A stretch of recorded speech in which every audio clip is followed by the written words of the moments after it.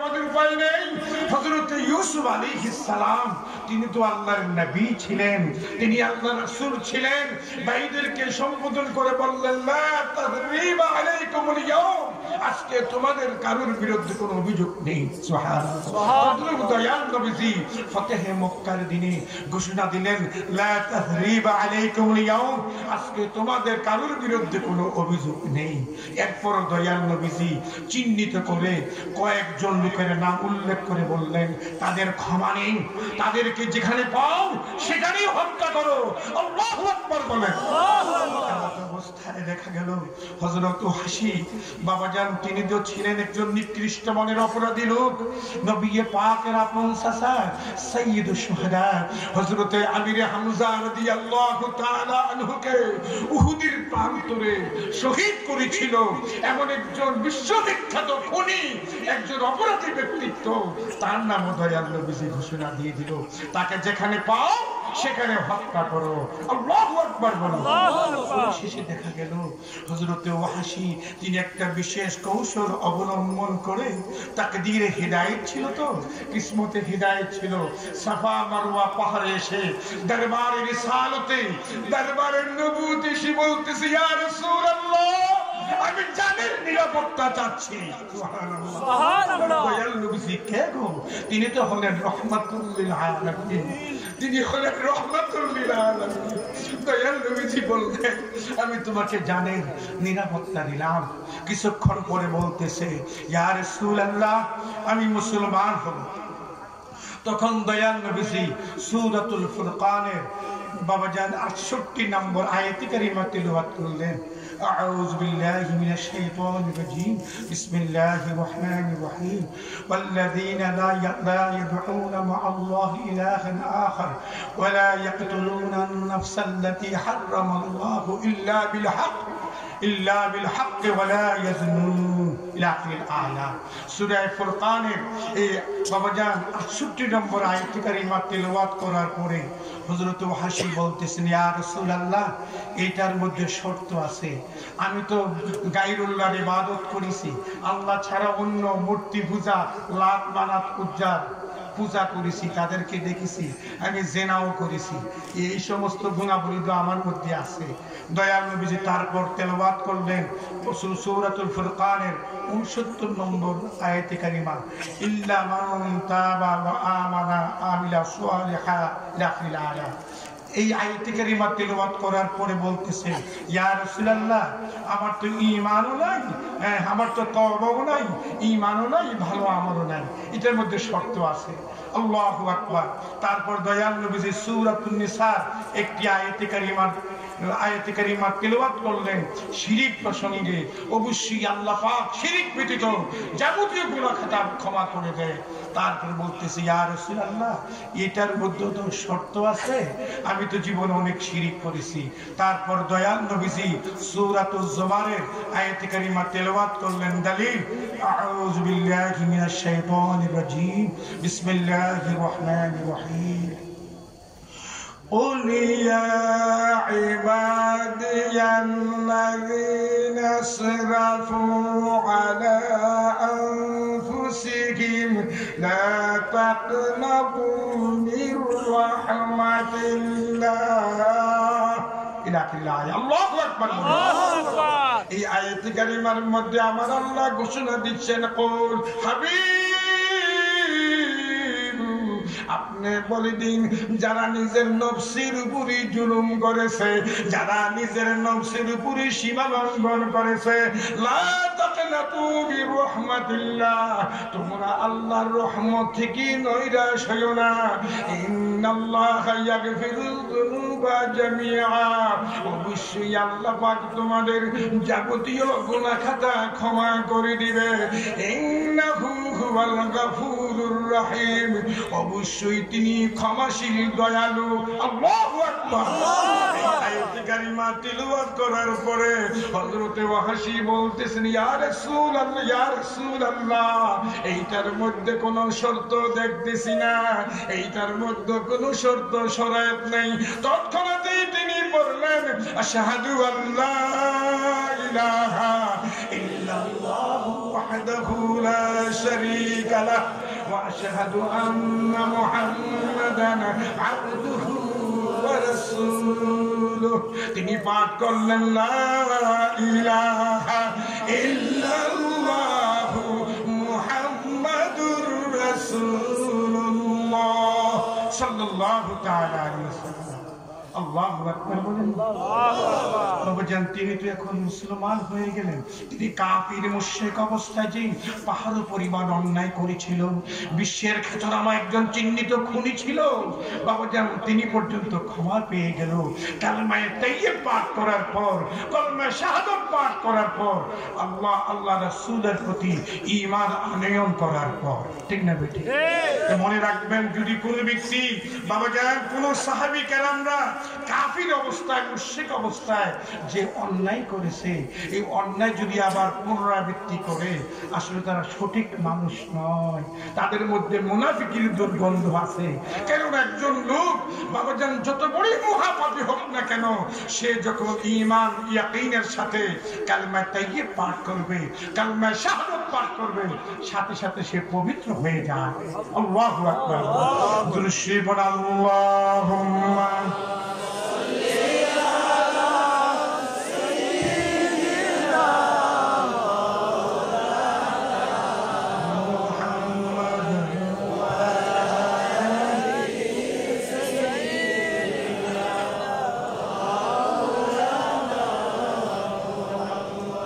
হাজার মানুষ বালাউট সাত বাড়ির স্যার সোহাগের মাহফিল, প্যান্ডেল পরিপূর্ণ হয়ে গেছে, চতুর্দিকে লুকিয়ে লুকানো, খুশি না বেজার?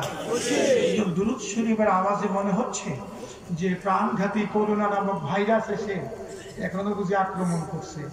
মানুষ বুঝি বাবাজান, একটা প্রবাদ বাক্য আছে আমাদের কুমিল্লা, যে বনের ভাগে খায় না, মনের বাঘে খায়। ঠিক না বেটি? প্রাণঘাতী করোনা নামক ভাইরাস তো গোটা বিশ্বব্যাপী ছড়িয়ে পড়েছে, এটা বিশ্ব মহামারীতে রূপ নিয়েছে। আমার আল্লাহ যদি মদিনা ওয়ালার খাতিরে ক্ষমা না করেন, উপায় নেই। ঠিক না বেটি?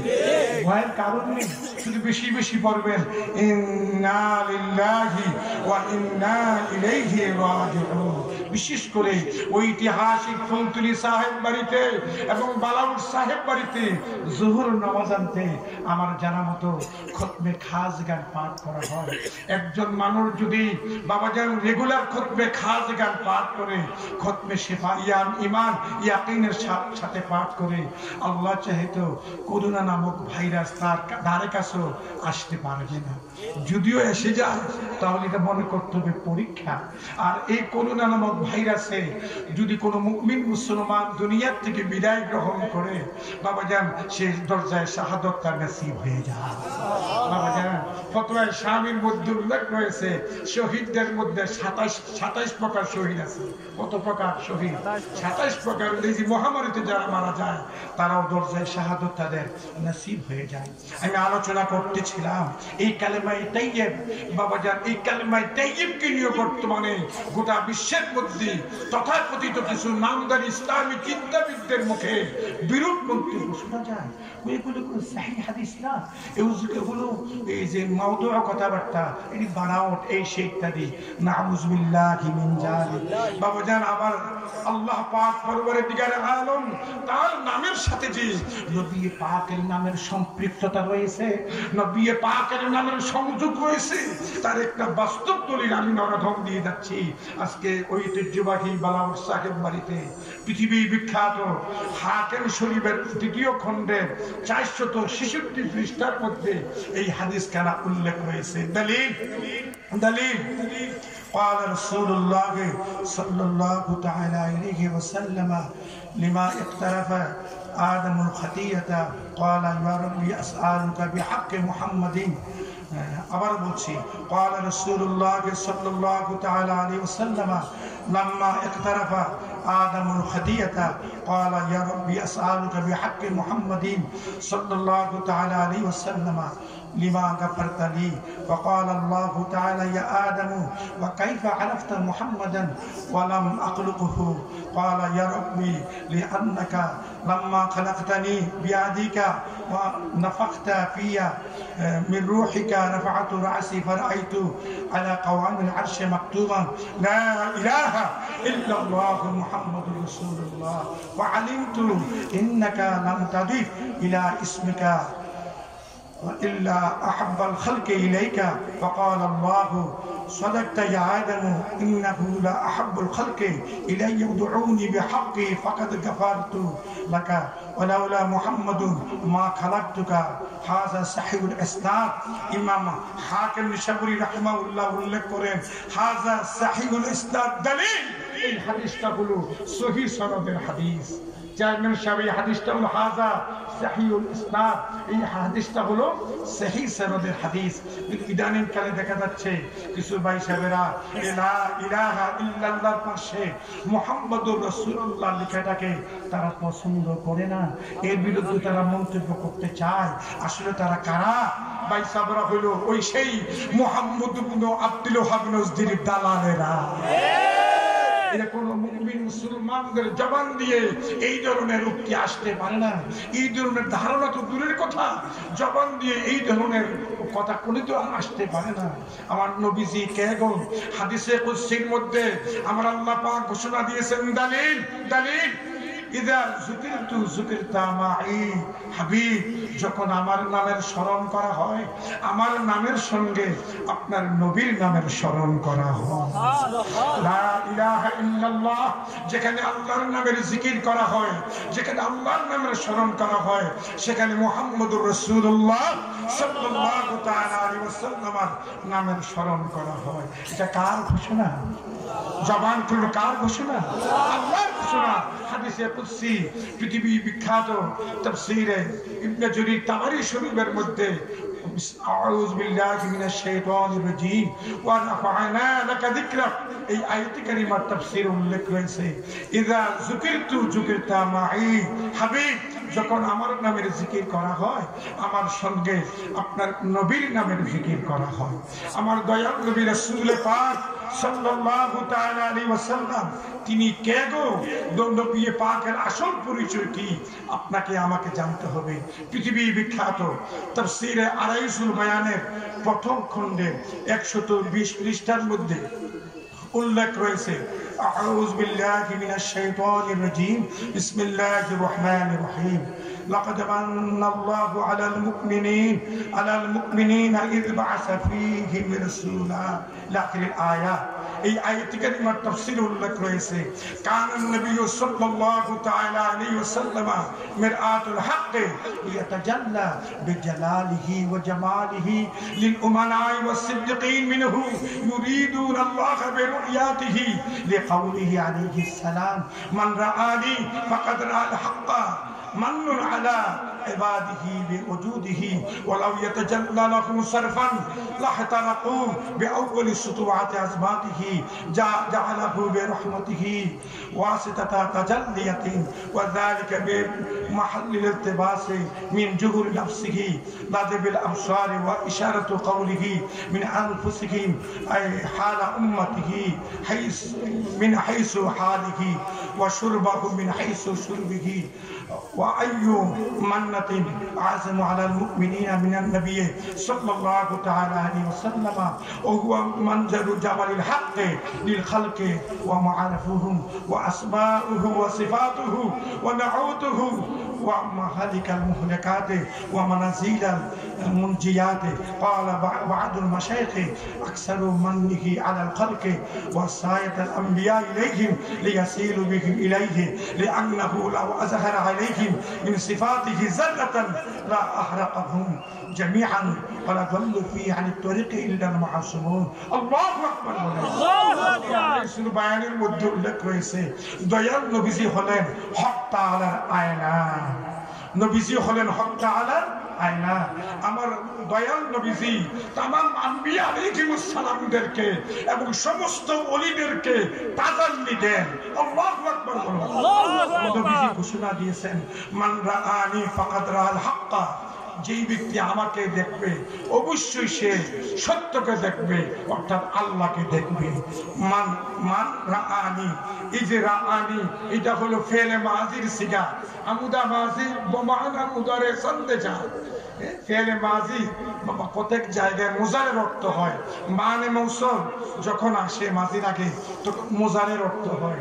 নবীজি ঘোষণা দিয়েছেন মান রাআনি, যেই ব্যক্তি আমাকে দেখবে ফাকাদ রাআল হাক্কা, সুতরাং অবশ্যই সে আল্লাহকে দেখবে। সুবহানাল্লাহ। আল্লাহ পাক পরওয়ারদিগার আলম, আল্লাহ পাককে পাওয়া, আল্লাহ পাকের সন্তুষ্টি অর্জন করার অনন্য উপায় হলো নবী মুহাম্মদুর রাসূলুল্লাহ সাল্লাল্লাহু তাআলা আলাইহি ওয়াসাল্লাম। ভাইয়েরা আমার, হযরত আব্বাজান আদম আলাইহিস সালাম হতে নিয়ে হযরত ঈসা আলাইহিস সালাম পর্যন্ত যত নবী রাসূল সকলকে আল্লাহ পাক এই ধুলির ধরায় পাঠিয়েছেন, পাঠানোর উদ্দেশ্য হলো নবী রাসূল সকল যেন মানুষদেরকে আল্লাহর সাথে পরিচয় করিয়ে দেয়। সুবহানাল্লাহ। কার সাথে পরিচয় করিয়ে দেয়?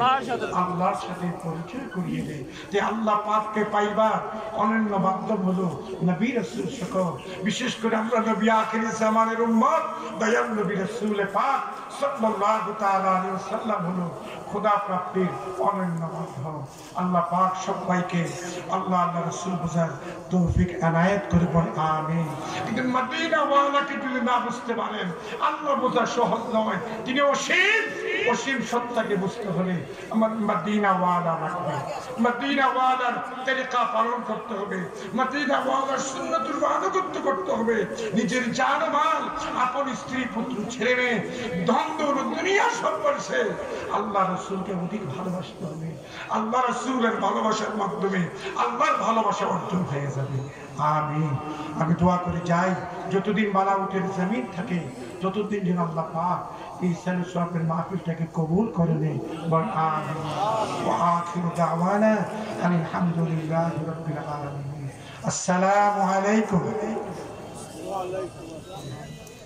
সবাই মহব্বতের সাথে কোন আসসালাতু ওয়াসসালামু আলাইকা ইয়া রাসূলুল্লাহ, আসসালাতু ওয়াসসালামু আলাইকা ইয়া হাবিবাল্লাহ, আসসালাতু ওয়াসসালামু আলাইকা ইয়া শফিউল মুযনিবিন, আসসালাতু ওয়াসসালামু আলাইকা ইয়া রাহমাতাল লিল আলামিন।